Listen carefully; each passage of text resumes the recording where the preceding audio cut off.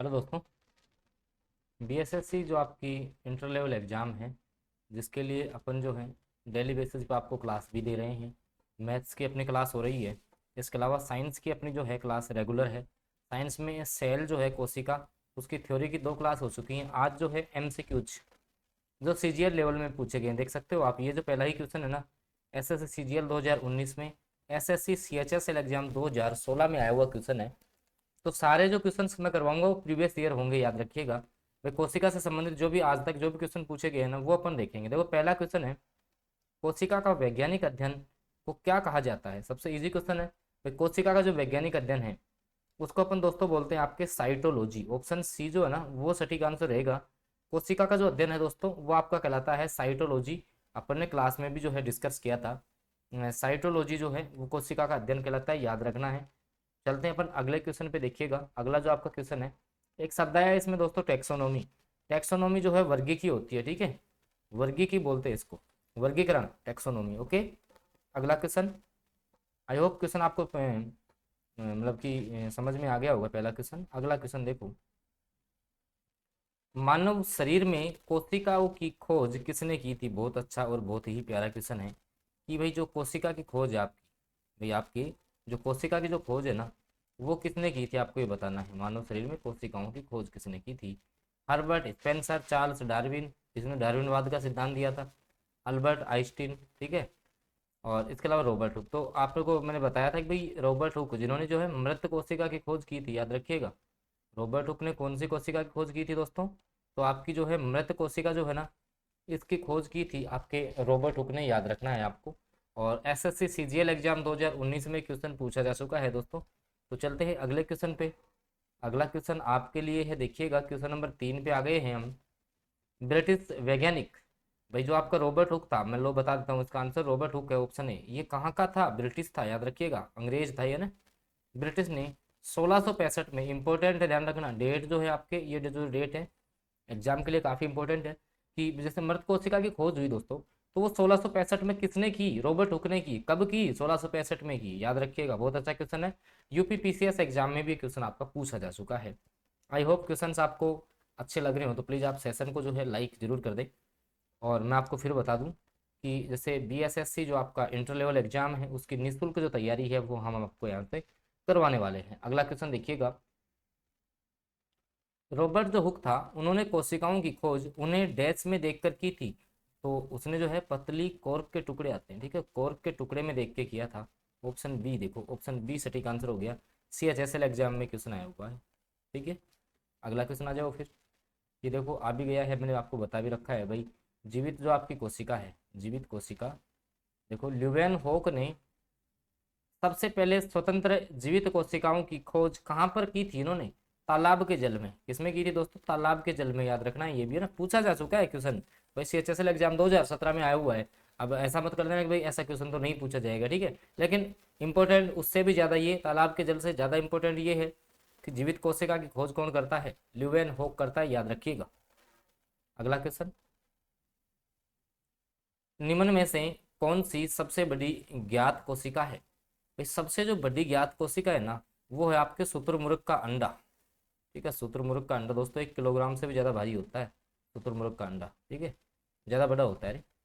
तो शुतुरमुर्ग का जो अंडा है वो सबसे बड़ी कोशिका होती है, याद रखिएगा, ठीक है। अगला क्वेश्चन देखिएगा, क्वेश्चंस को पहले। सभी पौधे और जंतु कोशिकाओं से बने हैं। कोशिका जीवन की मूलभूत इकाई है। दिया गया कथन किस सिद्धांत का है, तो भाई कोशिका सिद्धांत का ही होगा। कोशिका से संबंधित बात की गई है तो किसका होगा फिर, कोशिका सिद्धांत का। और मैंने आपको ये भी बताया था, आपका जो कोशिका सिद्धांत है दोस्तों, किसने दिया, ठीक है। जो आपकी सेल थ्योरी है वो किसके द्वारा समझाई गई थी, तो स्लाइड और स्वान, 2 वैज्ञानिक थे, स्लाइड एंड स्वान, ठीक है। स्वान वैसे कुत्ते को बोलते हैं, याद रखिएगा ना। तो स्लाइड और स्वान 2 वैज्ञानिक थे जिसने आपकी सेल थ्योरी दी थी, याद रखिएगा। अगला क्वेश्चन आपके लिए, कोशिका सिद्धांत का प्रस्ताव देने वाले वैज्ञानिक का नाम बताइए, ठीक है। आ चुका है सीएचएसएल एग्जाम में, ठीक है। तो कौन हो जाएंगे आपके, स्लाइडन और थियोडोर सवान, पूरा नाम इनका ये है। ओके, क्वेश्चन आपको पसंद आ रहे होंगे ना। सारे प्रीवियस ईयर क्वेश्चन है, सारे के सारे एसएससी में छपे हुए क्वेश्चन है ये। तो आपके एग्जाम के लिए बहुत इंपॉर्टेंट हो जाते हैं भैया ना। अगला क्वेश्चन, यह किसने प्रस्तुत किया कि सभी पौधे व जंतु कोशिकाओं से बने हैं तथा कोशिका जीवन की मूलभूत इकाई है। बस बात वही घूम फिर के आ रही है, स्लाइड और स्वान के कोशिका सिद्धांत में बात कही गई थी। ठीक है, वही बात आपकी घूम के आ रही है। अगला, किसने कोशिका सिद्धांत को आगे बढ़ाया और ये बताया कि कोशिकाएं पूर्ववर्ती कोशिकाओं से बनती है। भाई जो भी आपकी नई कोशिकाएं हैं ना, वो खुद की जनक कोशिकाओं से बनती है दोस्तों। किससे बनती है? जनक कोशिकाओं से। भाई पूर्ववर्ती कोशिकाओं से बन रही है, जिनको कि अपन क्या बोलेंगे? जनक कोशिका। और जो आपकी नई कोशिकाएं बनेंगी, जो नई सेल्स आपको बनेंगी, उनको अपन बोलते हैं पुत्री कोशिकाएं। क्या बोलते हैं उनको? पुत्री कोशिकाएं या संतति कोशिकाएं भी जो है, इनको कहा जाता है।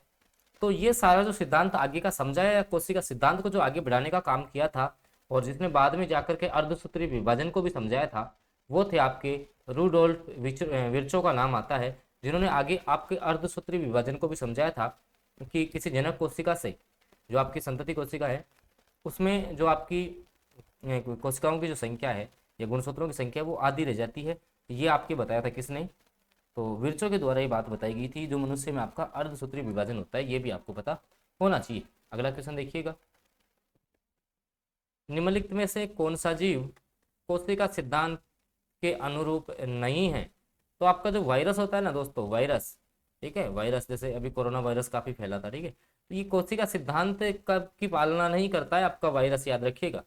वायरस जो है वो कोशिका सिद्धांत की पालना नहीं करता है। अच्छा क्वेश्चन है, 2016 में पूछा भी जा चुका है भाई।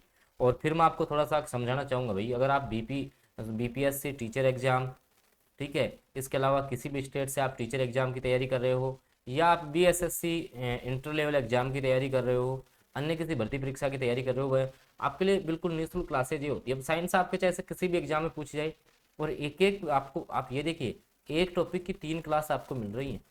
एक एक टॉपिक की हम 3 क्लास आपको दे रहे हैं। क्वेश्चंस भी प्रीवियस सारे क्वेश्चंस आपको दिखाने वाला हूँ यहाँ पे, कैसे पूछे गए सारे आप कर सकते हो, ठीक है, सिंगल क्वेश्चन आपका बाहर नहीं जाएगा। अगला क्वेश्चन आ जाओ फिर। देखो, प्रोकैरियोटिक जो कोशिका है, निम्नलिखित में से कौन सा नहीं होता है? भाई प्रोकैरियोटिक जो होगी, भाई प्रोकैरियोटिक ध्यान रखना, सबसे पहले स्टोन प्रोटीन नहीं पाई जाएगी। स्टोन प्रोटीन नहीं पाई जाएगी। कहाँ पाई जाती है प्रोकैरियोटिक? आपके एक कोशिकीय जीवों में। कहाँ पाई जाती है दोस्तों? एक कोशिकीय जीवों में। और नीले हरे जो शैवाल हैं, उनमें जो है आपकी प्रोकैरियोटिक कोशिका पाई जाती है। अब इसमें क्या नहीं होता है? तो केंद्रक नहीं होगा, नाभिक का जो आपका सेंटर केंद्रक है, वो ध्यान रखिएगा, प्रोकैरियोटिक कोशिका में नहीं होता है। और एसएससी सीपीओ एग्जाम 2016 में, यूपी पीसीएस जूलॉजी जो है, उसमें आपका एक एग्जाम क्वेश्चन आपका आ चुका है। तो काफी इंपॉर्टेंट क्वेश्चन है, याद रखिएगा आपको। इसके बाद देखो, प्रोकैरियोटिक जो कोशिकाएं हैं निम्नलिखित में से किस प्राणी जगत में पाई जाती हैं? देखो, कवक, एनिमेलिया, प्रोटिस्टा या मोनेरा। तो मोनेरा में आते हैं ये आपके सारे, तो मोनेरा में पाई जाती है, ठीक है। ये आपके किस में पाई जाती है दोस्तों? ये आपके मोनेरा में पाई जाती है, याद रखना आपको। ज्ञात सबसे छोटा प्रोकैरियोटिक जीव है, सबसे छोटा जो आपका प्रोकैरियोटिक जीव है ना, वो कौन सा है? तो आपका माइक्रोप्लाज्मा हो जाएगा। ऑप्शन जो बी है ना, वो सटीक हो जाएगा। और एसएससी सीएचएसएल एग्जाम 2014 में क्वेश्चन पूछा जा चुका है, सबसे छोटा प्रोकैरियोटिक जो जीव है वो आपका कौन सा है? तो माइक्रोप्लाज्मा है, याद रखना है आप। अगला क्वेश्चन, यूकेरियोटिक कोशिका में आरएनए का संश्लेषण होता है। भाई जो आपकी यूकेरियोटिक जो आपकी कोशिका है ना, उसमें आपके जो आरएनए का जो संश्लेषण है, आरएनए का जो संश्लेषण है, वो आपका कहाँ पर होता है? माइटोकॉन्ड्रिया, सेंट्रियोल्स, रिबोसोम्स, या फिर जो आपका है न्यूक्लियस। तो आपके जो आरएनए का संश्लेषण होता है दोस्तों, ये होता है आपके न्यूक्लियस में। किसमें होता है? आपके न्यूक्लियस में होता है। जो आपकी यूकेरियोटिक कोशिकाएं हैं, उसमें आरएनए का संश्लेषण। अगला, यूकेरियोटिक सेल में प्लाज्मा झिल्ली किससे बनी होती है? तो आपकी ये फास्फोलिपिड से। प्लाज्मा झिल्ली किससे बनती है दोस्तों? फास्फोलिपिड से, याद रखना है, ठीक है, फास्फोलिपिड से बनी होती है आपकी प्लाज्मा झिल्ली। एसएससी सीजीएल एग्जाम 2010 में जो है ना, ये क्वेश्चन आया हुआ है। प्रोकैरियोटिक प्रोकैरियोटिक से यूकेरियोटिक भिन्न है कैसे? तो भाई इसमें आपकी जो झिल्ली है वो स्पष्ट दिखाई नहीं देती है प्रोकैरियोटिक में, क्योंकि बहुत छोटी होती है। तो ऑप्शन ए हो जाएगा, अस्पष्ट झिल्ली की अनुपस्थिति।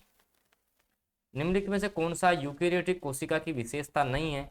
तो देखो, न्यूक्लियस अच्छी तरह से व्यवस्थित है, सही बात है। तो माइटोकॉन्ड्रिया भी होता है, परमाणु झिल्ली भी है, पादप कोशिकाओं में क्लोरोप्लास्ट अनुपस्थित है। तो पादप कोशिकाओं में तो क्लोरोप्लास्ट पाया जाता है, ये तो गलत बात है। ऑप्शन जो डी है वो ही आपका इनकरेक्ट रह जाएगा।